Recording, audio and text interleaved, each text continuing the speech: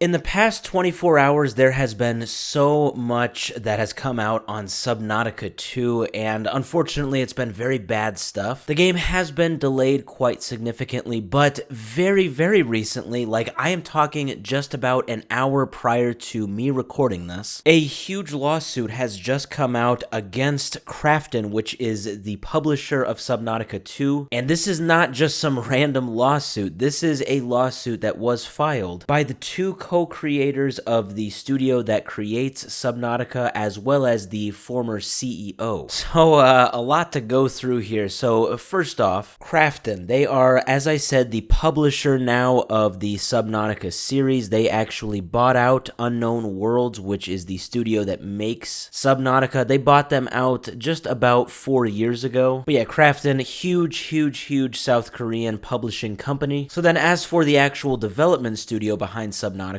Unknown Worlds, here's kind of their info, and well, the notable part here is where it says key people kind of in the middle there. So Charlie Cleveland and Max McGuire, they're the two founders of the studio. They were just removed from Unknown Worlds just earlier this month, like today's July 10th. This really all happened in July. So yeah, they were removed from the studio, and then right there where it says CEO is Steve Papautis, I'm not sure how to say it. That is actually new as of yesterday. The original CEO was Ted Gill, and he was also just replaced. Yeah, and then funny enough, yesterday also that very big announcement happened where Subnautica 2 was being delayed. There is this huge rumor also going around that there was this $250 million bonus, and that was the whole point, I guess, of delaying it to avoid this payout. I don't know if that's true or not. I'm sure that is something that will be more clear as the days go on. But since all of this happened, you know, Subnautica 2 getting delayed by a year, the rumor floating around that this was to avoid a huge payout, and then removing the CEO and the two co-founders, the huge